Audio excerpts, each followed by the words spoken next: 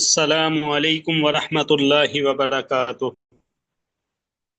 الحمد للہ رب العالمین والصلاة والسلام علی اشرف الانبیاء والمرسلین، اما بعد۔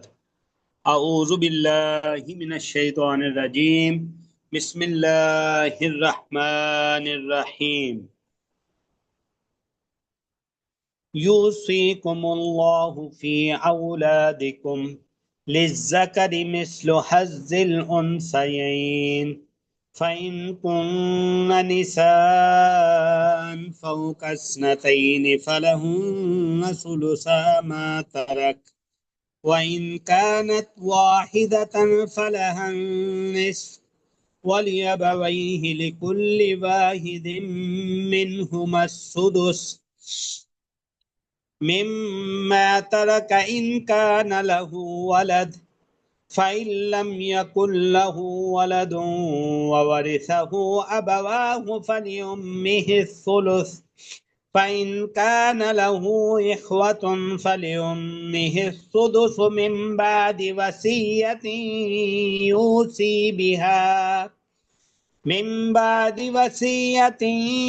يوصي بها أو دين آباؤكم وأبناؤكم لا تدرون أيهم أقرب لكم نفعا فريضة من الله إن الله كان عليما حكيما ولكم نصف ما ترك أزواجكم إن لم يكن لهن ولد فإن كان لهن ولد فلكم الربع مما تركن من بعد وصية يوصين بها أو دين ولهن الربع مما تركتم إن لم يكن لكم ولد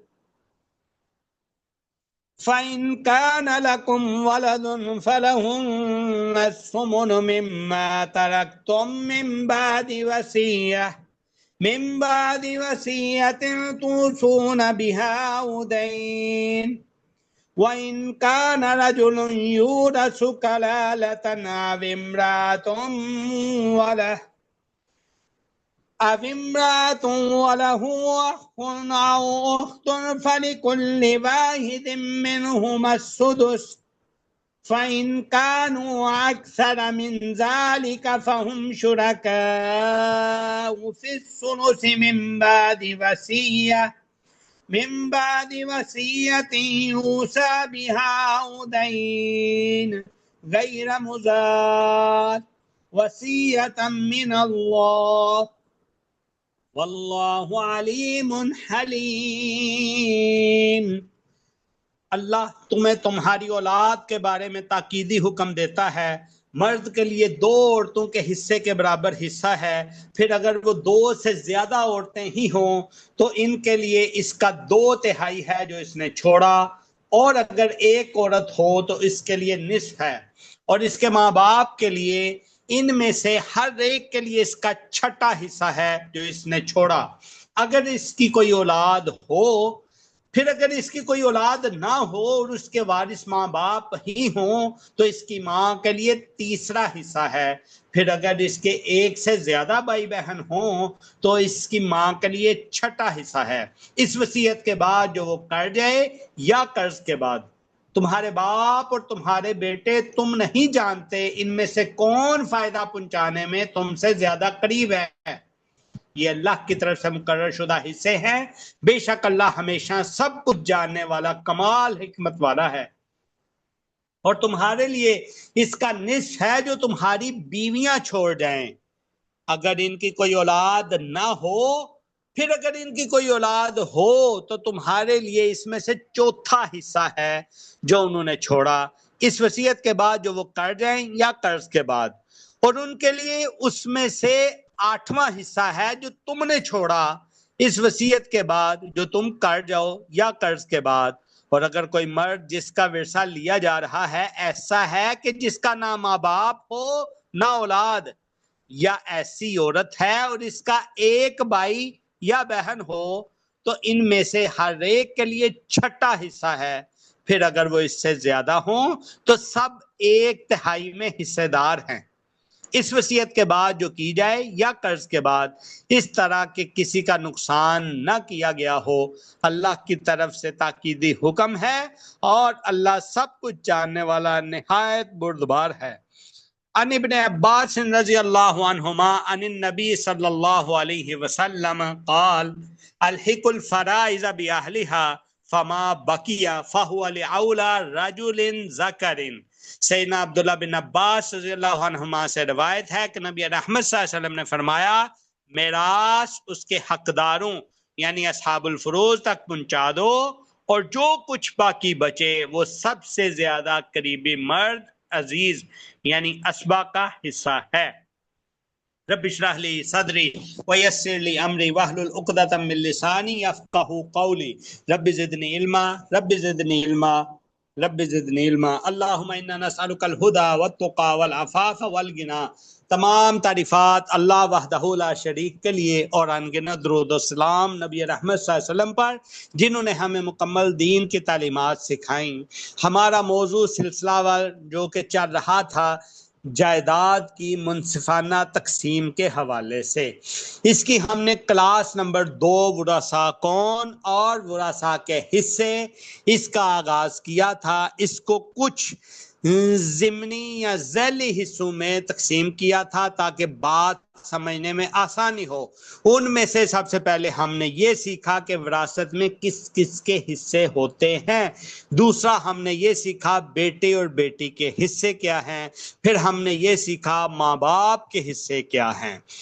آج سے انشاءاللہ ہم بیوی اور شوہر کے حصے اور اسی طرح بھائی بہنوں کے حصے سیکھیں گے، اور جلدی سے ہم اپنے آج کے سبق کی طرف چلتے ہیں۔ اتنا ٹائم نہیں ہوتا کہ ہم روزانہ جو ہے وہ پچھلا ریوائز کر سکیں، تو اس کے لیے آپ لوگوں سے ہی گزارش کی جاتی ہے کہ اپنے ساتھیوں کو اس پہ تھوڑا سا رغبت دلائیں کہ وہ کلاس کی طرف آئیں۔ اگر کسی وجہ سے وہ کلاس کی طرف نہیں آ سکتے تو ریکارڈنگ سے فائدہ حاصل کریں، لیکن جو ہم نے اس کلاس کو اس موضوع کو سٹارٹ کرنے سے پہلے ایک آپ لوگوں سے ریکویسٹ کی تھی کہ اس کے نوٹس بنائیں، سیپریٹ نوٹس بنائیں۔ نوٹس میں یہ نہیں ہے کہ آپ نے لفظ بلفظ حرف بحرف ہر چیز ویسے لکھنی ہے، آپ کے جو اپنے الفاظ جو آپ کو سمجھ آئی ان کا آپ لکھیں۔ ابھی تک جتنا ہم نے پڑھا اس حوالے سے آپ لوگوں سے درخواست یہ تھی کہ اپنے نوٹس میں باقیوں کو بھی شیئر کریں، اور یہ 2 چیزیں ایڈ کریں، جیسے بیٹی اور بیٹے کے حصے ہم نے پڑھے تھے، ماں اور باپ کے حصے ہم نے پڑھے تھے۔ آج ہم پڑھنے جا رہے ہیں شوہر اور بیوی کے حصے، اس کے بعد باری آئے گی پھر بہن بھائیوں کے حصے وراثت میں۔ اور یہ جب بات کی جاتی ہے نا شوہر اور بیوی کے حصے، تو یہ شوہر اور بیوی کون؟ میت کا شوہر اور میت کی بیوی۔ بات کریں گے اگر ہم بھائی بہن کی تو اس میں میت کا بھائی اور میت کی بہن، اس حوالے سے بات ہوگی۔ چلیں اب ہم بات کرتے ہیں شوہر اور بیوی کے حصے۔ وراثت میں شوہر اور بیوی کے حصے کے حوالے سے اہل الحق علماء کی تحقیق کے مطابق سب سے بنیادی جو اصول ہے وہ یہ ہے وَلَكُمْ نِصْفُ مَا تَرَكَ أَزْوَاجُكُمْ إِن لَّمْ يَكُن لَّهُنَّ وَلَدٌ فَإِن كَانَ لَهُنَّ وَلَدٌ فَلَكُمُ الرُّبُعُ مِمَّا تَرَكْنَ مِن بَعْدِ وَصِيَّةٍ يُوصِينَ بِهَا أَوْ دَيْنٍ وَلَهُنَّ الرُّبُعُ مِمَّا تَرَكْتُمْ إِن لَّمْ يَكُن لَّكُمْ وَلَدٌ فَإِن كَانَ لَكُمْ وَلَدٌ فَلَهُنَّ الثُّمُنُ مِمَّا تَرَكْتُمْ۔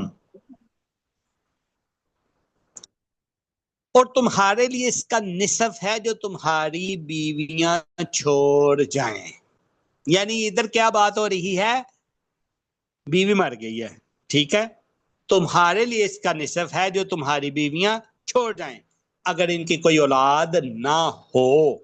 پھر اگر ان کی کوئی اولاد ہو تو تمہارے لیے اس میں سے چوتھا حصہ ہے، یعنی آدھا تھا اگر اولاد نہیں ہے، اور اگر اولاد ہے تو پھر آدھے کا بھی آدھا، یعنی چوتھا حصہ جو انہوں نے چھوڑا۔ اور یہ کب ہوگا؟ جب ان کی وصیت پہ عمل ہو جائے گا اور قرض ادا ہو جائے گا، اور ان کے لیے اس میں سے چوتھا حصہ ہے جو تم چھوڑ جاؤ۔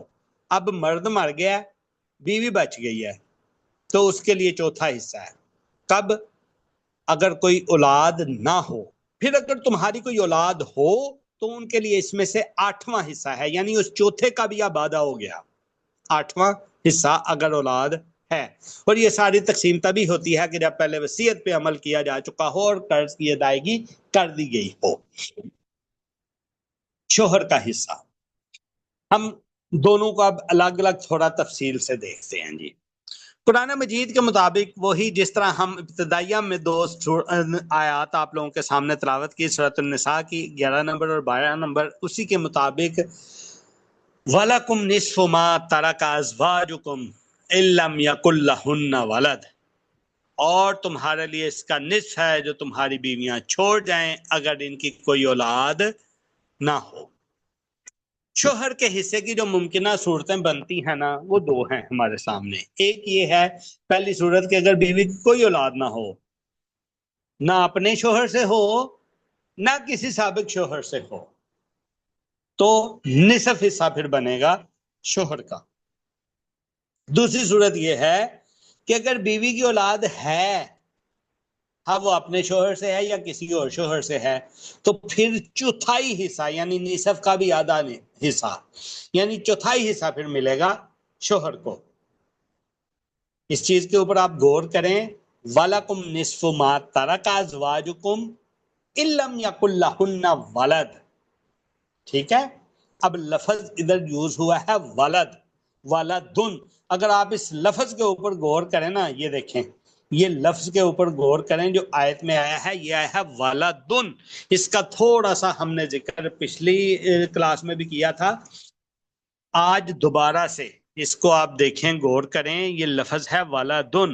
اور آپ لوگوں کو شاید یاد ہے یا نہیں یاد، پچھلی ہماری کلاس ہوا کرتی تھی عربی کے حوالے سے، اس میں نکرہ اور معرفہ کی پہچان کرائی گئی تھی۔ خاص طور پہ اس میں بتایا گیا تھا کہ جس لفظ کے آخر کے اوپر تنوین آ جاتی ہے، یعنی دو زبر دو زیریں دو پیشیں آ جاتی ہیں، تو وہ ایک عمومی چیز بن جاتی ہے۔ ولد اس میں لفظ ہے اور یہ عمومی ہے، اسی وجہ سے بریکٹیں لگائیں آپ لوگوں کے سامنے تاکہ آپ کو سمجھ آئے کہ اگر بیوی کی کوئی اولاد نہیں ہے، چاہے وہ اس شوہر سے جو موجودہ ہے یا کسی سابقہ شوہر سے بھی کوئی بھی اولاد نہیں ہوگی، تو پھر جو موجودہ شوہر ہے اس کو آدھا حصہ مل جائے گا اس کے ترکے میں سے، اس کے چھوڑے گئے مال میں سے۔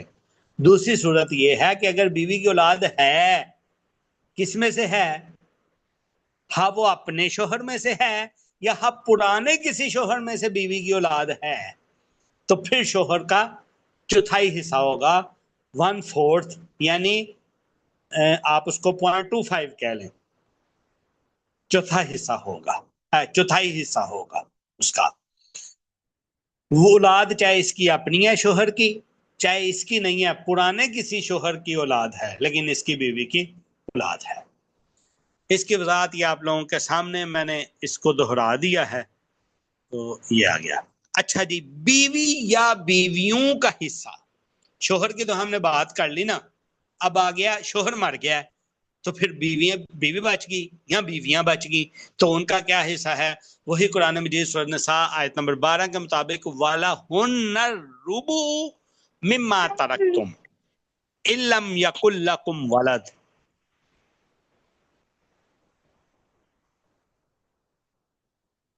یہ نا اپنے آپ لوگ نا مائک اور کیمروں کا خود ہی دھیان رکھا کریں تاکہ تسلسل نہ ٹوٹا کرے اور باقی بھی لوگ ڈسٹرب نہ ہوں۔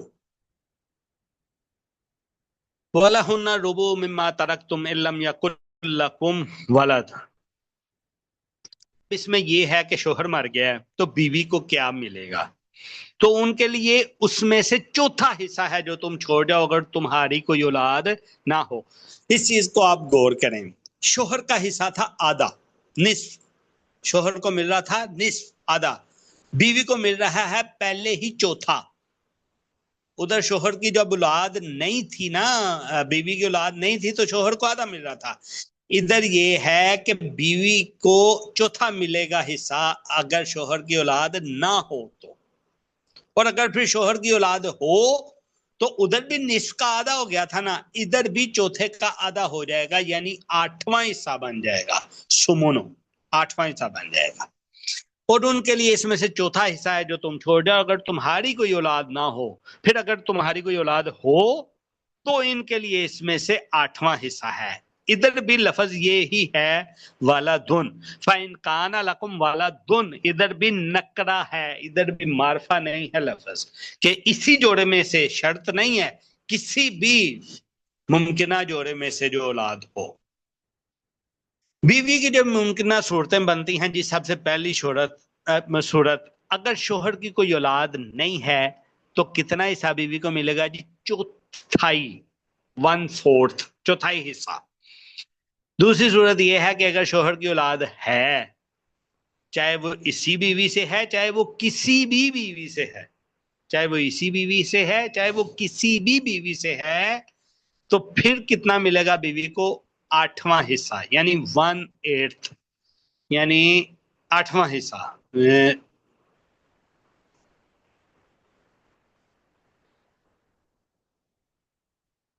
تیسری صورت اگر ایک سے زیادہ بیویاں ہیں, دیکھیں نا, کوئی اگر مرد مرتا ہے تو اس کی بیوی ظاہری بات ہے یا ایک ہوگی یا ایک سے زیادہ ہو سکتی ہیں, ٹھیک ہے. جب ایک بیوی ہے یا ایک سے زیادہ ہیں پھر کیا ہوگا سینیریو؟ پھر یہ ہوگا جی سب کا مجموعی حصہ 1/4 یا 1/8 ہوگا اولاد کی شرط کے ساتھ. تو پھر وہ کیا ہوگا؟ وہ سب میں برابر تقسیم ہو جائے گا.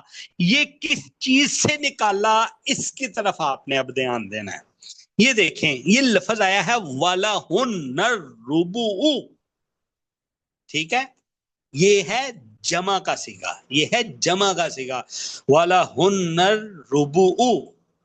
والا ہر ربعونی لفظ آیا ادھر, اکیلی بیوی کی بات نہیں ہو رہی, جتنی بھی بیویاں ہوئیں گی نا ان کو 1/4 ملے گا, اور پھر 1/4 ان میں ڈیوائیڈ ہوگا.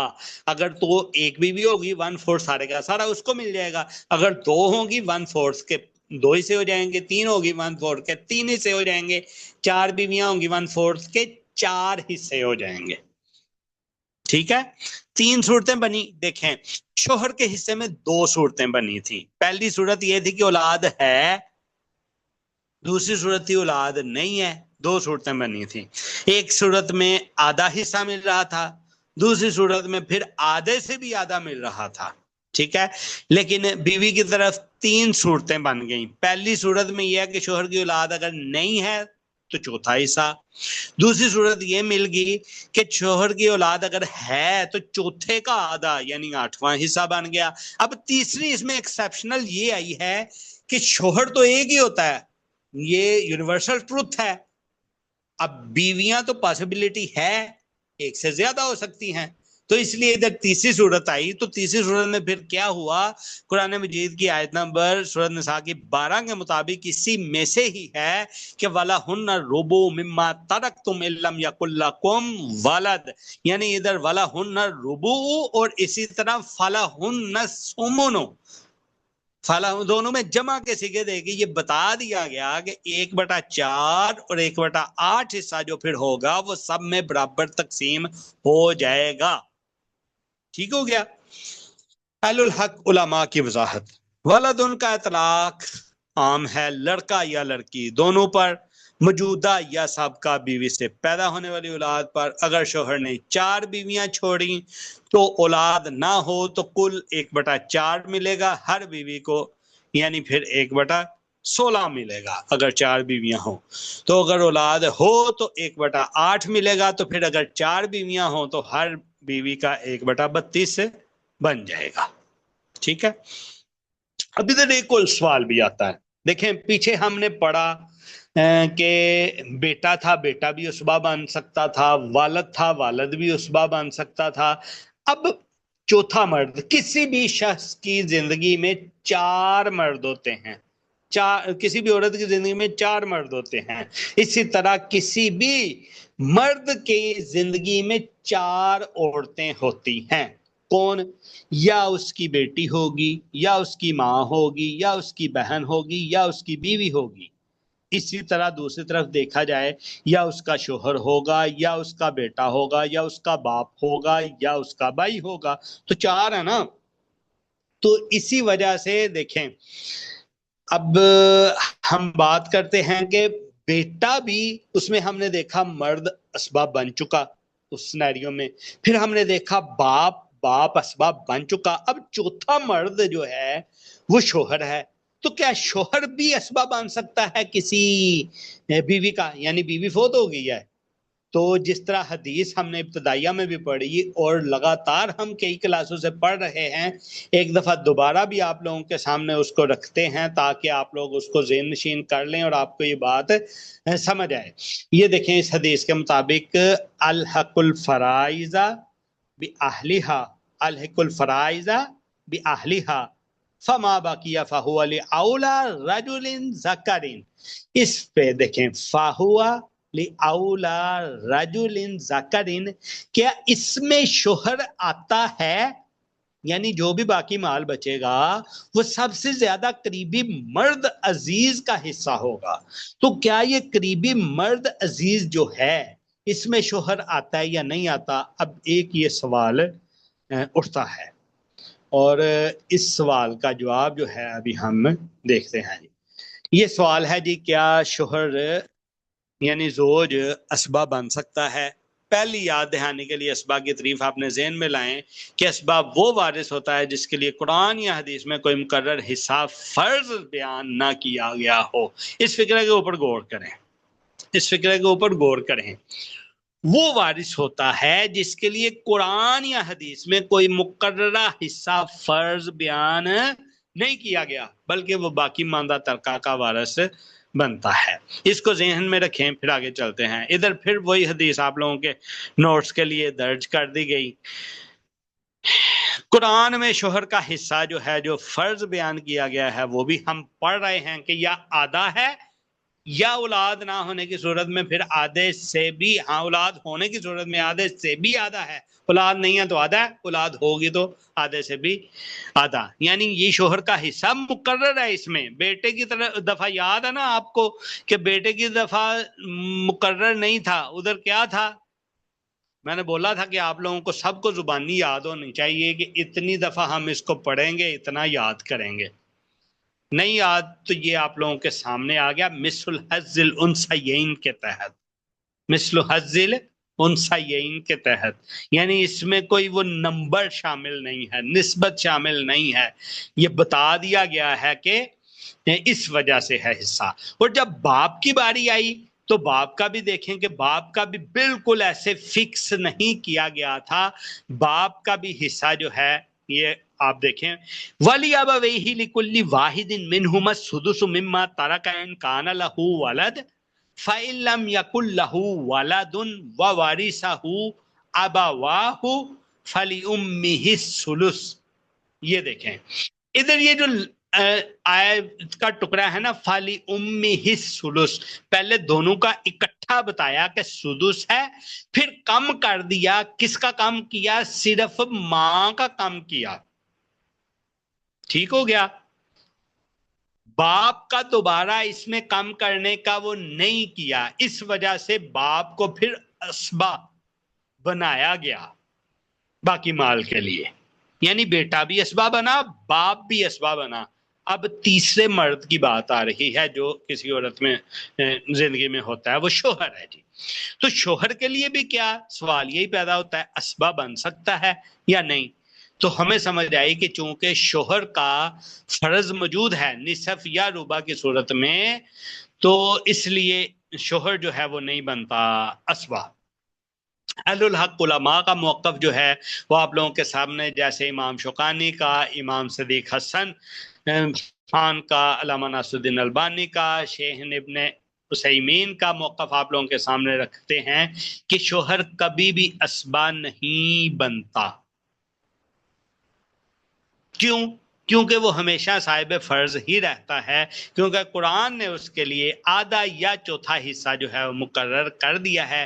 اسی لیے وہ ہمیشہ جو ہے وہ کس حیثیت سے رہتا ہے؟ ذو فرض کی حیثیت سے اسباب وہ نہیں بنتا. اس میں مسئلہ آیا، اشکال آیا، ذہن کلیئر نہیں ہوا اشکال کیا ہو سکتا ہے؟ کبھی بعض لوگ کہتے ہیں کہ اگر میت کے کوئی وارث نہ ہو تو کیا شوہر پورا مال نہیں لے گا؟ تو کیا وہ اسبہ نہیں بن گیا؟ پھر یہ ایک لوگوں کے ذہن میں آتا ہے نا کہ اگر میت کا کوئی بھی وارث نہیں ہے، وارث ہے ہی نہیں، صرف شوہر ہی تھا، صرف شوہر ہی تھا، تو کیا شوہر پورا مال نہیں لے گا؟ تو جب پورا مال لے گا تو جس طرح وہ حدیث میں ہے 6735 سے 732 میں بخاری شریف کی کہ باقی جو بچتا ہے وہ قریبی مرد عزیز کو ملے گا، تو پھر شوہر کیا اسباب بن نہیں جائے گا؟ کیونکہ اور کوئی ہے ہی نہیں ہے نا، کوئی بھی قریبی مرد نہیں ہے، کلی ہے عورت اپنے خاندان کی، عورت کا کوئی کچھ بھی نہیں تھا، شوہر ہی شوہر تھا، تو کیا اب بھی وہ اس کا قریبی نہیں بنے گا؟ کیا اب بھی اسباب نہیں بنے گا؟ تو اہل الحق اہل حدیث علماء کے مطابق نہیں جی نہیں، پھر بھی وہ نہیں بنے گا اسباب۔ جواب یہ ہے کہ پھر بھی وہ اسباب نہیں بنے گا، بلکہ اس سے باقی مال رد کیا ہوا ردن کی صورت میں دیا جائے گا۔ کیوں؟ اور کسی کے حصے میں آنا نہیں، اب اس کو ردن کے طور پہ یعنی حصہ اس کا اتنا ہی ہے جتنا اس کا بنتا ہے۔ کتنا بنے گا؟ آدھا، کیونکہ اولاد نہیں ہے نا۔ باقی آدھا جو ہے وہ کیوں اس کو مل جائے گا؟ وہ اس لیے مل جائے گا، رکھوالا یہی تھا، مال جو ہے اسی کو ملے گا۔ کس لیے؟ وہ تیسری ٹرم بھی جو ہم نے پڑھی تھی آپ کو یاد ہوگی، ذوی الارحام کی صورت میں بھی ہم نے پڑھی تھی کہ دور کے رشتہ دار کے طور کے اوپر بھی، اس طور کے اوپر بھی مل سکتا ہے، ردن کے طور کے اوپر بھی مل سکتا ہے کہ بچ گیا مال، اب جو بچا ہے وہ اسی کا ہی ہے، یعنی شوہر کا اصل حصہ نصف یا چوتھائی ہے، اگر دوسرے وارث نہ ہوں تو باقی مال رد کے طور پہ واپس اسی کو مل جاتا ہے۔ یہ رد اسوا ہونے کے معنی میں نہیں، بلکہ عدم وارث کی بنا پر لوٹایا جاتا ہے، یعنی اور کوئی وارث نہیں ہے تو اس لیے مال کا پھر وہ اب شوہر ہی ذمہ دار ہو جاتا ہے۔ تو اس سارے سے ہم کیا سمجھے، کیا نتیجہ نکلا؟ اہل حدیث علماء، اہل الحق علماء کے نزدیک شوہر صاحب فرض ہے، اسبہ نہیں ہے، اس کا حصہ ہمیشہ نصف یا چوتھائی ہی رہتا ہے، اور اگر کوئی دوسرا وارث نہ ہو تو باقی مال رد کے طور کے اوپر اس کو مل جاتا ہے، اسبہ کے طور کے اوپر نہیں ملتا۔ قرآن میں اس کے لیے واضح نص موجود ہے، اس لیے اجتہاد اور قیاس کی ضرورت نہیں ہے کہ اس کو اسبہ بنایا جا سکتا ہے یا نہیں۔ سمجھنے کے لیے نقطے جو اس میں تھے ہمارے پاس شوہر اور بیوی کے حصے میں، وہ یہ آئے ہمارے پاس نقطے۔ ایک تو یہ کہ لفظ ولد کا خیال کرنا ہے کہ اگر بیوی کا چاہے اس شوہر میں چاہے پچھلے کسی بھی شوہر میں اولاد ہے، اس کو اہمیت دی جائے گی، اس کو اس کا حصہ دیا جائے گا۔ اسی طرح مرد کی بھی اگر اولاد چاہے اس بیوی میں سے ہے چاہے کسی بھی بیوی میں سے ہو، اس کو اہمیت دی جائے گی، اس کو حصہ دیا جائے گا۔ اسی طرح دوسرا نقطہ جو ہمیں سمجھ آیا وہ یہ سمجھ آیا، چاہے ایک بیوی ہے چاہے ایک سے زیادہ بیویاں ہیں، ان بیویوں کے لیے کیا ہوگا کہ وہ جو حصہ ہوگا اس حصے کو ہی آپس میں برابر تقسیم کرنا ہوگا۔ تو باقی یہ ہمیں سمجھنے میں آتا ہے، باقی مال جیسا اسبات میں تقسیم ہوتا ہے وہ ویسے ہی نقطہ ہمارے سامنے ہے ہی ہے۔ اب ہمارے پاس ٹائم ہے جی 9 منٹ۔ 9 منٹ میں ہم کوشش کرتے ہیں کہ ہمارا اگلا بھائیوں اور بہنوں والا بھی کلیئر ہو جائے، تاکہ ہم پھر یہ حصے داروں کو چھوڑ کے اگلی ٹاپک کی طرف ہم جا سکیں۔ بہت لمبا ٹائم ہو گیا اس کلاس کے اوپر۔ اصولی قاعدہ یہ ہے جی، اہل الحق علماء کا اتفاق اس چیز کے اوپر ہے کہ وراثت کے حصے قرآن و سنت میں طے شدہ ہیں، نہ ان میں کمی کی جا سکتی ہے نہ ان کو زیادہ کیا جا سکتا ہے۔ جب قرآن و سنت میں کسی رشتہ دار کے لیے واضح حصہ نہ دیا جائے تو وہ اسبہ کے اصول سے وارث بنتا ہے۔ قرآن مجید میں بھائی بہنوں کا ذکر 2 مقامات پر ہوا ہے۔ پہلے ہم تلاوت کرتے تھے سورہ نساء کی 11-12، آج ساتھ ہم دوسرا بھی ایک مقام شامل کرنے جا رہے ہیں، وہ سورۃ نساء سے ہی ہے۔ بہرحال پہلے مقام کو دیکھتے ہیں۔ وَإِن كَانَ رَجُلٌ يُورَثُ کلالتن، ایک لفظ اس کو ذہن میں رکھیں، کلالتن، یہ بھی ٹرم آپ لوگوں کو آج جو ہے وہ کوشش کرتے ہیں سمجھاتے ہیں۔ کلالتن او امراتن وَلَهُ أَخٌ أَوْ أُخْتٌ فَلِكُلِّ وَاحِدٍ مِّنْهُمَا السُّدُسُ فَإِن كَانُوا أَكْثَرَ مِنْ ذَلِكَ فَهُمْ शुरकाउ फी सुलुस, और अगर कोई मर्द जिसका विरसा लिया जा रहा है ऐसा है जिसका ना माँ बाप हो ना औलाद, या ऐसी औरत है और इसका एक भाई या बहन हो, तो इनमें से हर एक के लिए छठा हिस्सा है। फिर अगर वो इससे ज्यादा हो तो सब एक तिहाई में हिस्सेदार हैं। अब इसको हम समझते हैं, थोड़ा सा इधर रुक के बस इसको जहन में रखें। ये जो इसमें अखुन और उख्तुन का लफ्ज आया है ना, अखुन और उख्तुन से मुराद यहाँ ये वो वाले बहन भाई हैं जो माँ की तरफ से हैं। देखिए ना, हमारे बहन भाई कुछ ऐसे होते हैं जो माँ बाप दोनों की तरफ से होते हैं, कुछ ऐसे हमारे बहन भाई होते हैं जो सिर्फ हमारी माँ की तरफ से बहन भाई होते हैं, कुछ ऐसे हमारे बहन भाई होते हैं जो सिर्फ हमारे वालिद की तरफ से बहन भाई होते हैं, माँ एक नहीं होती। ठीक है, तीन तरह की सूरतें बन सकती हैं ना। तो इस आयत में जिनका जिक्र है वो है अखुन या उख्तुन, दोनों में से। ये कौन से मुराद हैं जी? मुराद वो हैं जो माँ की तरफ से हैं, यानी जो माँ की तरफ से बहन भाई होते हैं उनको अख्याफी कहा जाता है। ठीक है, इनकी दो सूरतें बनती हैं।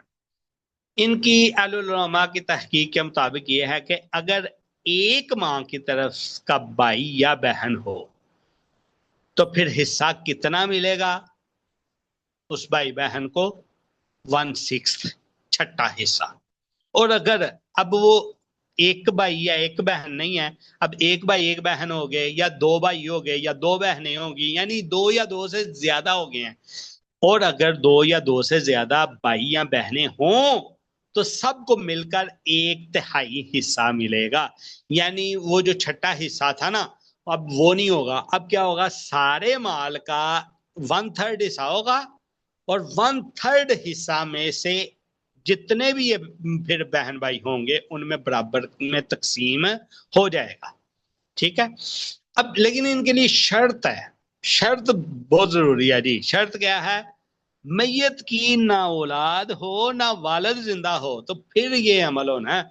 अगर मैयत की औलाद होगी तो बहन भाइयों का कोई हिस्सा नहीं, अगर मैयत का वालिद भी होगा फिर भी बहन भाइयों का कोई हिस्सा नहीं। ये शर्त जरूरी है, इसको याद रखें। ठीक है, ये देखे ना, ये क्या है? वह इन कान रजुलन यू रसु कलाला, ये लफ्ज कलाला के अंदर ये सुरह वाली बात है जो आप लोगों के सामने मैंने रखी। इसको भी मैं ये कर देता हूँ। ठीक है, ये कलाला जो है ना, कलाला में ये आते हैं, ये कैसे तफसील हम देखते हैं, पढ़ते हैं। दूसरा मुकाम देखते हैं जी। पहला मुकाम हो गया जी सूरह निसा की आयत नंबर 12, दूसरा मुकाम है सूरह निसा की आखिरी आयत यानी आयत नंबर 176। यस्तफ्तूनका कुलिल्लाहु युफ्तीकुम फिल कलाला इन इम्रून हालाका लैसा लहू वलदुन वलहु उख्तुन फलहा निस्फु मा तरक वहुवा यरिसुहा इल्लम यकुल लहा वलदुन फाइन कानत अस्नतैनि फलहुमा सुलुसानि मिम्मा तरक वाइन कानु इख्वतन रजुलन व निसान फलिज़्ज़करि मिस्लु हज़्ज़िल उन्सयैन। ये आपको याद होगा, फिर आ गया मिस्लु हज़्ज़िल उन्सयैन युबय्यिनुल्लाहु लकुम अन तज़िल्लु वल्लाहु बिकुल्लि शैइन अलीम। हम इसका तर्जुमा देखें तो ये है, वो तो इससे फतवा मांगते हैं, तो कह अल्लाह तुम्हें कलाला के बारे में फतवा देता है कि अगर कोई मर्द मर जाए और उसकी औलाद ना हो और उसकी एक बहन हो तो इसको आधा हिस्सा मिलेगा, यानी आधा उसको पहुंचेगा जो वो छोड़ मरा, और ये भाई भी इस बहन का वारिस है। और अगर इसकी औलाद ना हो तो फिर अगर इसकी दो बहनें हों, पहले जिक्र हुआ एक बहन का, अब जिक्र हो रहा है दो बहनें हों, तो इसके तरका से इन दोनों बहनों को 2/3 हिस्सा मिलेगा, यानी 2/3 मिलेगा। 2/3 में से इन दोनों बहनों के ऊपर वो डिवाइड हो जाएगा। और अगर इसके वारिस कई बहन भाई हों, यानी अब 2 से ज्यादा हो गए हैं, कई बहन भाई हों, तो फिर इनका हिस्सा कैसा बनेगा?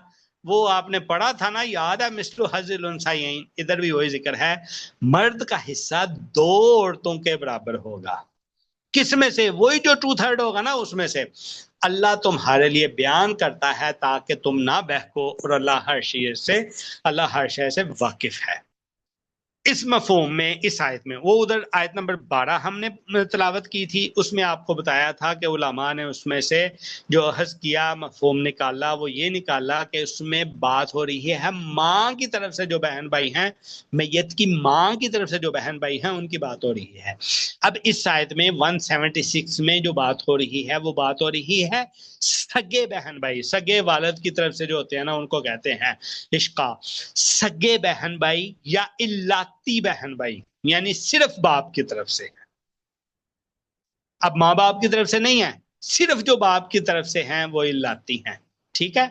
یہ دونوں صورتیں اس میں آ گئی، سگے یا الاتی بہن بھائی، باپ یا ماں باپ دونوں کی طرف سے جو بہن بھائی ہیں ان کا متعلق یہ حکم ہے۔ اب ایک ٹرم ہم ادھر سمجھتے ہیں جی، وہ ٹرم جو کلالہ ہے، 2 منٹ بچ گئے ہیں ہمارے پاس، یہ کلالہ کو آج سمجھ لیں یا آئندہ سمجھ لیں، آئندہ سمجھتے ہیں، ٹائم کم ہے، آج صرف یہ دیکھتے ہیں کہ اس صورت میں کیا حصے بنیں گے۔ اس صورت میں پہلی صورت بنتی ہے جی اگر میت کے ماں باپ اور اولاد میں سے کوئی بھی زندہ نہیں ہے تو پھر 3 صورتیں بنیں گی۔ میت کے اگر ماں باپ بھی نہیں ہے، اولاد بھی نہیں ہے، کوئی بھی نہیں ہے تو 3 صورتیں بنیں گی۔ پہلی صورت کیا بنے گی کہ اگر صرف ایک بہن ہو تو اس کو آدھا حصہ مل جائے گا۔ دوسری صورت کیا بنے گی، 2 یا 2 سے زیادہ بہنیں ہیں تو پھر ان کو 2/3 حصہ ملے گا جو کہ دونوں میں برابر تقسیم ہوگا۔ تیسری صورت یہ ہے کہ بھائی بہن دونوں ہیں تو زیادہ ہیں، تو پھر کیا ہوگا کہ مرد کو یعنی بھائی کو 2 بہنوں کے برابر حصہ ملے گا، ٹھیک ہے؟